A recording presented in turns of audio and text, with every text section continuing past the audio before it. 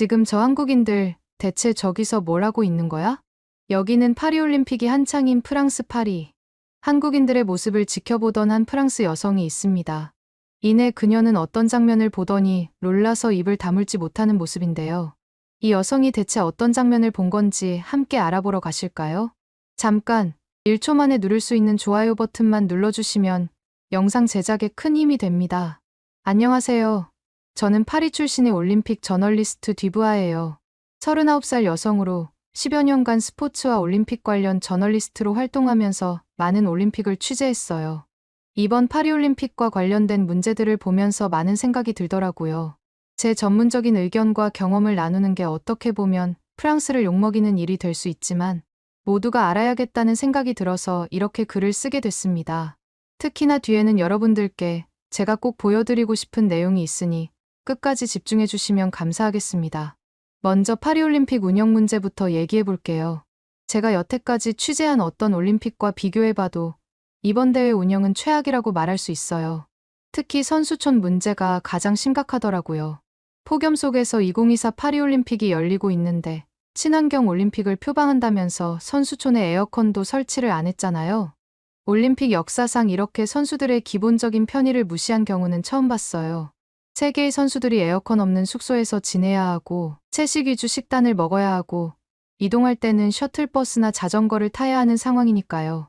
올림픽 주최 측에서 2020 도쿄올림픽의 절반 수준으로 탄소 배출량을 줄이겠다는 목표를 세웠는데 이게 오히려 독이 되고 있더라고요. 제가 취재해본 바로는 식단을 채식 위주로 바꾼 것도 동물 사육과 식자재, 국제 운송에서 나오는 탄소 배출을 줄이려는 거였지만 선수들 컨디션 관리에는 전혀 도움이 안 되고 있어요. 물론 파리올림픽 주최 측에서 목표한 대로 탄소 배출을 줄이고 있는지도 솔직히 모르겠고요. 에어컨 대신 건물 아래에 차가운 물을 활용한 지열 냉각 시스템으로 올림픽 선수촌을 시원하게 유지하겠다고 약속했는데 이것도 제대로 작동을 안 하고 있어요. 제가 여러 올림픽을 취재하면서 봐왔는데 이런 실험적인 시스템은 대부분 실패하더라고요. 폭염이 계속되고 선수들 불만이 계속 들어오니까 결국에는 에어컨 금지 정책을 철회하더군요. 근데 주최 측에서 각국이 각자 부담해서 이동식 에어컨을 쓰라고 해서 이게 부유한 나라와 그렇지 않은 나라 사이에 차별을 만들어 또 다른 논란이 됐죠. 이건 평등을 실현시키겠다던 파리올림픽 주최 측의 말과도 완전히 어긋나는 일이에요.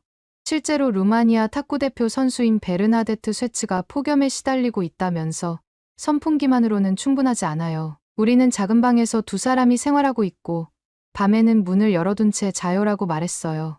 이런 상황을 보면 정말 마음이 아프더라고요. 이뿐만 아니라 숙소 하나에 10명의 여성 선수들을 몰아넣고 선수촌 내에는 커튼조차 없어서 선수들이 옷을 제대로 갈아입기 힘든 문제도 있다고 하던데 다들 도저히 참을 수 없어서 선수촌을 탈출하고 있다더군요. 골판지 침대는 말할 것도 없고요. 거기다가 식사 문제까지 정말 심각하니 선수들은 선수촌에 있어야 하는 의미가 없어지게 된 거죠. 선수촌에 있는 선수들은 채식 위주의 메뉴 때문에 정작 필요한 영양분을 제대로 못 먹고 있다더군요. 특히 단백질이 부족해서 선수들 컨디션 관리에 큰 어려움을 겪고 있고요. 심지어 달걀마저 부족해서 선수들이 불편을 겪고 있다고 하더라고요. 제가 올림픽 취재하면서 선수촌 내에서 이렇게까지 기본적인 영양 공급이 안 되는 경우는 처음 봤어요. 이런 상황에 대비해서 일부 국가들은 자체적으로 대책을 마련하고 있더라고요. 미국 농구대표팀은 파리의 특급 호텔을 통째로 빌렸고 네덜란드나 한국 같은 경우는 자체적으로 음식을 가져와서 자국 선수들을 지원하고 있어요. 특히 한국의 경우가 정말 인상적이더라고요. 팀코리아 파리 플랫폼에서 매일 신선하고 영양가 높은 한식 도시락을 만들어 선수촌으로 보내고 있다는 거 아니겠어요? 고기 반찬에 밥까지 정말 푸짐해 보이더라고요.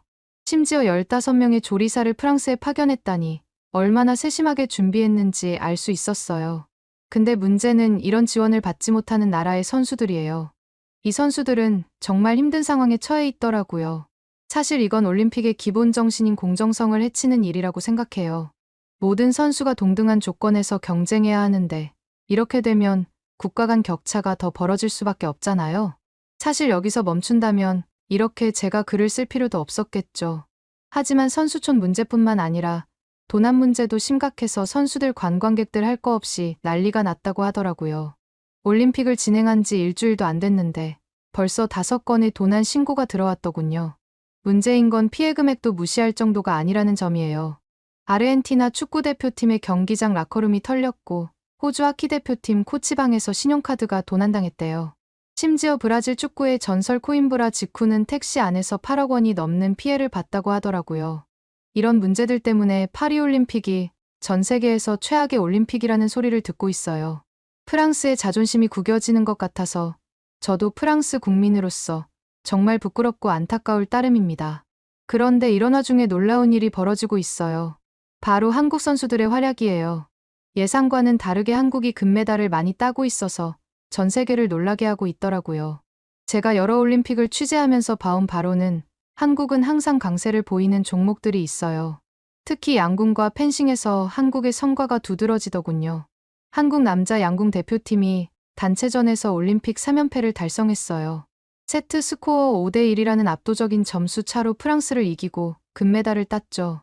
프랑스 입장에서는 슬픈 일이지만 정말 엄청난 성과 아닌가요? 펜싱에서도 놀라운 성과를 거뒀어요. 남자 사브르 단체전에서 한국 대표팀이 올림픽 3연패를 달성했거든요. 준결승에서 펜싱의 종주국이자 개최국인 우리 프랑스를 이기고 결승에 올라 헝가리를 상대로 승리를 거뒀어요. 이때 펜싱 경기를 라이브로 관람했는데 펜싱의 나라 타이틀을 한국에게 줘야 하는 게 아닌가 싶은 생각까지 들더군요. 이 경기에서 가장 인상적이고 돋보였던 건 한국 선수들의 매너와 정신력이었어요. 프랑스 관중들이 일방적으로 응원하고 야유를 보냈는데도 한국 선수들은 흔들림 없이 경기에 집중하더라고요. 특히 오상욱 선수가 45대 39라는 압도적인 점수차로 경기를 마무리 지으며 결승 진출을 확정지었죠. 이런 집중력과 실력은 정말 대단하다고 생각합니다. 한국의 이런 성과는 정말 놀라워요. 특히 무기를 다루는 종목에서 강세를 보이고 있잖아요.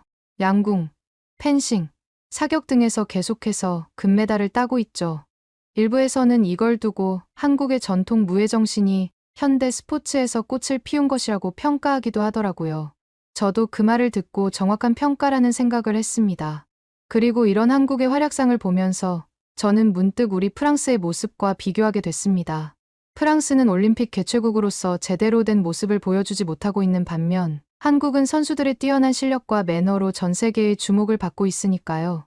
그런데 이런 문제들 중에서도 가장 심각한 건 아무래도 생강의 수질 문제인 것 같아요. 여러분들도 아시겠지만 트라이애슬론 경기를 앞두고 생강의 수질이 기준치를 넘어서면서 큰 논란이 생겼잖아요. 부끄럽지만 생강은 오랫동안 수질 문제로 악명 높았어요. 1923년 이후로 수영이 금지될 정도였으니까요. 마크롱 대통령이 이번 올림픽을 계기로 생강을 다시 수영할 수 있는 강으로 만들겠다고 야심찬 계획을 발표했고 실제로 생강 정비와 저수조 건설 등에 무려 2조 900억 원이나 되는 예산을 투자했어요. 근데 이런 노력에도 불구하고 문제가 해결이 안 됐다는 건 정말 심각한 일이에요. 그리고 개막 직전에 이루어진 수질 검사에서 대장균과 장구균 수치가 기준을 통과했다는 소식이 들려왔죠.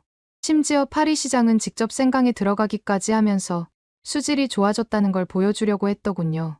근데 개막식이 열린 26일에 프랑스에 폭우가 쏟아지고 말았습니다. 그렇게 갑자기 폭우가 온 바람에 파리의 하수가 생강으로 많이 흘러들어가면서 오염 수치가 급증한 거 아니겠어요? 다시 수질 검사를 했더니 생강의 대장균과 장구균 수치가 엄청 나빠졌고 28일에 예정됐던 트라이애슬론 첫 훈련도 취소되었습니다. 결국 IOC에서 생강의 오염 수치가 좋아질 때까지 트라이애슬론 경기를 연기하겠다고 발표하더군요. 말은 연기라고 했지만 사실상 뒤집어질 수밖에 없었던 거죠. 그냥 종목 하나가 취소되는 게 아니라 이번 올림픽 전체가 똥물 올림픽이라는 오명을 쓸 수도 있었으니까요. 제 생각에 이 경기는 파리올림픽의 가장 큰 실패 사례 중 하나로 기록될 것 같아요. 경기가 수차례 연기됐는데 이런 것들이 선수들한테 정말 안 좋은 영향을 미칠 테니까요. 트라이애슬론 선수들은 경기 날짜에 맞춰 철저히 컨디션을 조절하거든요. 수개월, 때로는 수년에 걸쳐 특정 날짜를 목표로 훈련 계획을 세우고 실행해요. 근데 경기가 계속 미뤄지니까 선수들의 컨디션 관리가 완전히 망가져 버리는 건 당연하겠죠. 예를 들어 선수들은 경기 2, 3주 전부터 훈련 강도를 조절하기 시작해요. 경기 일주일 전부터는 테이퍼링이라고 하는 훈련량 감소 기간에 들어갑니다. 이 시기에 근육의 피로를 풀고 에너지를 비축하는 거예요. 또 경기 전날에는 탄수화물 섭취를 늘리고 수분 섭취를 조절하는 등의 세밀한 준비를 해요. 근데 경기가 갑자기 연기되면 이 모든 준비가 물거품이 되어버리는 거죠. 선수들은 다시 처음부터 컨디션 조절을 시작해야 해요. 이건 단순히 불편한 정도가 아니라 선수들의 경기력에 직접적인 영향을 미치는 심각한 문제예요. 그런데 이게 끝이 아니더라고요. 트라이애슬론 경기가 연기된 직후에 마크롱 대통령이 곧바로 IOC 위원장이랑 만났대요. 이 만남에서 무슨 얘기를 나눴는지 모르겠지만 직전까지만 해도 더러워서 경기를 못한다고 했던 IOC가 갑자기 말을 바꿔서 예정했던 31일 당일에 트라이애슬론 경기를 다시 하겠다고 발표하더군요. 올림픽을 오랫동안 취재해왔지만 이렇게 갑자기 결정이 뒤집히는 건 정말 드문 경우였습니다. 관중은 물론이고 선수들도 많이 당황했을 거예요. 특히 경기 일정에 맞춰 컨디션을 조절하고 있었을 선수들한테는 이런 갑작스러운 일정 변경이 받아들이기 힘들겠더라고요. 게다가 생강에서 수영해도 문제없다는 IOC 발표와는 다르게 여전히 악취가 나는 더러운 물이었다는 얘기도 있었다니까요. 더 충격적인 건 이런 상황에서도 경기를 강행했다는 점이에요. 선수들의 건강과 안전보다 일정을 맞추는 게 더 중요했던 걸까요? 많은 선수들이 경기 후 심각한 구토와 설사 증세를 보였습니다. 9위로 결승선을 통과한 캐나다 선수가 구토하는 장면이 생중계 화면에 그대로 잡혔던데 이 장면을 보고 정말 충격받았어요. 수영을 마친 선수들이 물에서 올라와서 구토를 하는 장면이 목격됐다는 소식을 듣고 정말 마음이 아프더군요. 선수들도 IOC가 안전하다니까 어쩔 수 없이 수영을 하긴 했겠지만 이런 똥물에서 수영해야 했다는 사실에 인터뷰에서 우회적으로 불만을 표현하고 있더라고요. 미국의 트라이애슬론 선수인 세스 라이더는 경기 전 인터뷰에서 경기에서 이기기 위한 전략으로 대장균 역치를 높이기 위해 일상생활에서 대장균 노출을 늘리고 있다고 말했어요. 정말 슬프게도 화장실에서 손을 안 씻는 게 전략이라는 거예요. 화장실 수준의 오염도와 다름없는 생강이 수지를 꼬집은 거죠. 얼마나 화가 났으면 이렇게까지 비꼬아서 말했을까요? 미국 선수인 테일러 스피비는 앞선 발언은 농담이지만 미국 선수들 모두 튼튼한 내장을 만들기 위해 유산균 섭취량을 늘려왔다는 말을 했더라고요. 여자부에서 금메달을 딴 카상드르 보그랑 선수는 경기 직후 인터뷰에서 경기 직전 구토를 했는데 긴장 때문인지 생강 때문인지는 모르겠다고 말하기도 했습니다. 이런 상황에서 경기를 치르게 한 것 자체가 선수들에 대한 모욕이라고 생각해요. 일각에서는 이번 트라이애슬론 경기가 도쿄올림픽의 재현이라는 말이 나오고 있어요. 제가 2021년 도쿄올림픽을 취재했을 때 트라이애슬론 종목은 도쿄에 있는 오다이바 해변공원에서 열렸는데요. 문제는 도쿄 쪽 역시 생각보다 수질이 좋지 않아서 죽음의 바다라는 오명을 가지고 있었다는 거예요. 도쿄와 파리에서 연달아 똥물을 마신 선수들은 깊은 회의감을 느꼈을 거예요. 강이 오염되기 쉬운 대도시에서 열린 대회이기에 어쩔 수 없는 부분이 있나 싶었는데 영국 트라이애슬론 팀에서 10년 전 서울에서 열렸던 대회는 이렇지 않았다며 반박하고 나섰대요. 영국 팀이 말한 대회는 바로 2011년에 한강에서 열린 서울 국제 트라이애슬론 대회더군요. 서울이라는 큰 도시의 한복판을 흐른다고 보기엔 믿기지 않을 정도로 깨끗한 한강의 수질을 봤으니 생강 수질에 만족할 리 없긴 하겠죠. 찾아보니 한국의 경우 88 서울올림픽 개최를 앞두고 82년도부터 수질 개선 사업을 시작했더군요. 프랑스처럼 올림픽 직전에 보여주기식으로 준비한 게 아니라 오랜 시간을 두고 수질을 개선하고자 했고 그 이후에도 꾸준히 수질 개선 작업을 이어왔고요. 그렇게 끊임없는 노력 끝에 여러분도 잘 아시다시피 한강은 세계적인 랜드마크가 될 수 있었던 거죠. 이런 한국의 모습을 보면서 저는 문득 우리 프랑스의 모습과 비교하게 되더군요. 우리는 올림픽 개최국으로서 제대로 된 모습을 보여주지 못하고 있는 반면 한국은 선수들의 뛰어난 기량과 매너, 그리고 과거의 성공적인 올림픽 개최 경험으로 전 세계의 주목을 받고 있으니까요. 이런저런 취재를 하던 도중 저는 시간이 조금 남아서 최근에 엄청 유명해진 코리아 하우스를 방문해보기로 했어요. 코리아 하우스는 파리 중심가에 위치해 있었는데 역대 올림픽 최대 규모로 3층 건물 전체를 빌렸다고 하더라고요. 제가 여러 올림픽을 취재하면서 본 국가별 홍보관 중에서도 가장 인상적이었어요. 코리아 하우스에 들어서자마자 눈을 사로잡는 건 한국의 전통과 현대가 조화롭게 어우러진 인테리어였어요. 곳곳에 한국의 전통 문양과 현대적인 디자인이 절묘하게 배치되어 있더라고요. 도착하자마자 들른 곳은 K-팝 체험존이었어요. BTS와 아이브의 노래가 나오고 있었는데 많은 외국인 방문객들이 춤을 따라 추며 즐거워하고 있더라고요. 너무 인기가 많아서 줄을 서서 기다려야 할 정도였어요. 줄이 너무 길어서 체험해보지 못하고 바로 비비고 시장으로 이동했습니다. 한국의 전통시장을 재현해 놓은 이곳에서는 떡볶이와 만두 등 한국의 길거리 음식을 맛볼 수 있었어요. 저도 호기심에 떡볶이를 먹어봤는데 어찌나 맛있었는지 지금도 먹고 싶다니까요. 이런 식문화 홍보는 정말 효과적인 것 같아요. 이런 노력 덕분인지 한국 이외의 다른 나라 선수들도 코리아 하우스를 많이 찾는다고 하더군요. 심지어 선수촌 구내식당의 식단이 좋지 않아 코리아 하우스까지 와서 밥을 먹고 간다는 소문도 들리고 있고요. 한 선수는 한국 음식은 영양가도 높고 맛도 좋은데 선수촌 식당에 이런 음식이 있다면 이렇게 밖으로 나오진 않았을 거라는 인터뷰도 했더군요. 이 말을 들으니 한국이 얼마나 선수들의 마음을 잘 헤아리고 있는지 새삼 느끼게 됐어요. 반면 프랑스는 문화의 나라로 알려져 있잖아요. 그런데 이번 올림픽에서 프랑스의 문화적 역량을 제대로 보여주지 못하고 있어요. 오히려 부실한 운영과 무례한 태도로 프랑스의 이미지를 실추시키고 있는 게 현실이죠. 코리아 하우스를 방문하니 자연스럽게 6년 전 제가 직접 취재했던 평창 동계올림픽이 떠오르면서 파리올림픽과 비교하게 되더라고요. 하계올림픽에 왜 동계올림픽을 비교하냐고요? 하계랑 동계랑 비교할 게 못 된다고 생각이 드실 수 있겠지만 올림픽 선수촌은 비교할 수밖에 없었답니다. 평창올림픽은 제가 여태까지 취재한 어떤 올림픽보다도 완벽하게 준비됐었어요. 올림픽 준비는 이렇게 하는 거라고 보여주겠다는 한국의 의지가 저절로 느껴지더라고요. 그런데 파리올림픽과 평창올림픽이 정말 대조적인 부분이 있어요. 바로 음식인데요. 그때 당시 평창올림픽에서는 음식 관련 불만이 단 한 건도 없었답니다. 제가 알기론 이건 올림픽 역사상 처음 있는 일이었어요. 그때 먹었던 한우 스테이크가 문득 그리워지네요. 탄소 배출을 줄인다는 핑계로 채식 중심의 식사만 제공하는 파리올림픽과는 정말 대조적이지 않나요? 이뿐만 아니라 평창올림픽 구내식당에 푹 빠져 있었던 제가 또 한 번 놀랐던 점이 있답니다. 바로 선수들을 위한 편의 시설이었죠. 선수들이 아플 때 방문할 수 있는 의료시설은 기본이고 선수들이 몸이 뻐근할 때 쓰라고 안마를 해주는 의자까지 마련했던데 정말 기겁했습니다. 게다가 선수들이 스트레스를 풀 수 있는 오락실도 있었고요. 솔직히 이때 여자 선수들이 평창올림픽 선수촌에 푹 빠질 수밖에 없었던 이유가 네일아트 서비스까지 있었답니다. 퀄리티도 샵에서 받은 거랑 똑같던데 저도 거기 앉아서 네일아트를 받고 싶은 걸 참느라 너무 힘들었던 게 기억이 나네요. 이런 경험들을 하다 보니 평창올림픽이 얼마나 세심하게 준비됐는지 저절로 체감되더군요. 선수들을 위한 배려가 곳곳에 숨어 있었으니까요. 이렇게 성공적이었던 평창올림픽을 생각하면 지금 파리에서 벌어지고 있는 상황들이 더욱 안타깝게 느껴져요. 사실 파리올림픽은 프랑스에서도 정말 기대를 갖고 개최하는 올림픽인데 정작 수많은 사람들은 평창올림픽을 떠올리고 있잖아요.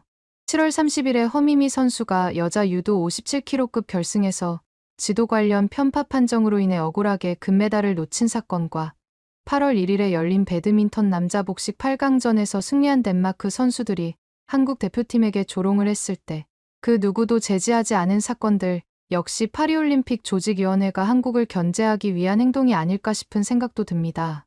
이런 모습들을 보면 평창올림픽이 정말 놀라울 따름인데 이뿐만 아니라 최근 한국에 공개된 영상이 너무나 충격적이더라고요. 이 영상에 대해 좀 더 자세히 말씀드리기 위해 제 이야기는 이만 줄이겠습니다. 최근 한국에 공개된 영상은 우리의 마음을 울리는 충격적인 현실을 보여줍니다.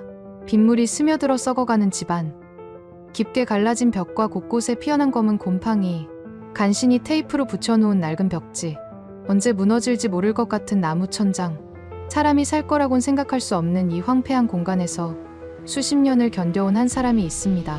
충격적이게도 그는 1950년 한국의 운명이 걸린 전쟁에 몸을 던진 용감한 청년이었습니다. 6.25 전쟁 정전 이후 노인이 되어버린 그의 삶은 끝없는 고난의 연속이었습니다. 93세가 된 지금도 그는 청소일을 하며 생존을 위해 몸부림치고 있는데요. 심지어 심근경색의 고통 속에서도 그가 쉴 수 있는 안식처는 그 어디에도 보이지 않습니다. 전쟁이라는 위대한 헌신에 대한 대가는 처참했고 수십 년이 지난 지금까지 끔찍한 극도의 가난이 그를 끝없이 옭아매고 있었던 것입니다. 그러나 정전 이후 71년의 긴 어둠 끝에 드디어 한 줄기 희망의 빛이 찾아옵니다. 참전용사의 가슴 아픈 사연을 접한 한국인들의 마음이 하나로 모여 그에게 망설임 없이 손을 내민 것입니다. 그의 소원은 단순했습니다.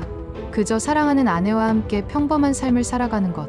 하지만 이 열악한 공간은 매년 다가오는 여름과 겨울을 지옥으로 만들었고, 이제는 빗물까지 스며들어 모든 것을 썩게 만들고 있습니다. 하지만 이 한국인들이 소원을 들어주겠다며 그의 집안 곳곳을 개선하겠다는 결정을 했고, 이곳은 그의 마지막 남은 시간 동안 조금이나마 인간답고 평범한 삶을 누릴 수 있게 탈바꿈될 예정인데요. 이런 기적을 만들어낸 한국인들은 누굴까요? 미라클 코리안. 한국으로부터 1만 킬로미터나 떨어진 에티오피아에서는 이들을 이렇게 부르는데요. 이 한국인들은 바로 인프레쉬라는 기업에 소속된 한국인들입니다.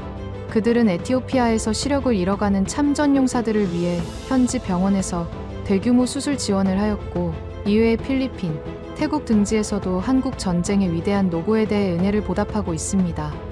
그들은 똑같은 처지의 다른 참전용사들을 위해서도 화장실 개선, 전자제품 등을 아낌없이 지원하며, 이를 통해 참전용사들의 피와 땀, 청춘 위에 서 있는 지금의 세대가 그들을 잊지 않았다는 메시지를 전하고 있는데요.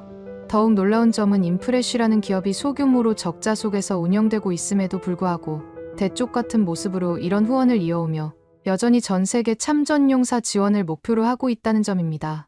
이런 감동적인 소식에 여러 한국인들이 후원 방법을 문의해왔고, 인프레쉬는 특별한 후원 굿즈를 출시했는데요. 영원히 펄럭이는 태극기를 담은 볼캡과 티셔츠는 참전용사분들의 헌신과 노고를 잊지 않겠다는 다짐을 보여주고 있습니다. 일상에서도 편하게 착용할 수 있는 이 상품의 수익금 일부는 참전용사분들께 후원되며, 참여한 모든 한국인들의 성함으로 참전용사분들께 후원된다고 합니다. 오상길, 박성훈, 김영식, 강선영 등 평범한 한국인들이 모여 기적을 만들고 있고, 이 기적의 중심에는 인프레쉬가 있습니다. 여러분의 따뜻한 응원이 이 기업의 앞날에 큰 도움이 될 거라 생각합니다. 상품의 구매처는 고정 댓글에 남겨두겠습니다. 모두가 이 의미 있는 움직임에 동참하기를 간곡히 부탁드립니다. 감사합니다. 오늘의 사연은 어떠셨나요? 오늘의 사연이 마음에 드셨다면 좋아요만 한번 눌러주세요. 1초밖에 안 걸리지만 좋아요를 한번 눌러주시면 더 좋은 사연을 소개해드리는데 큰 힘이 된답니다. 긴 영상 시청해주셔서 감사합니다. 오늘도 행복한 하루 보내세요.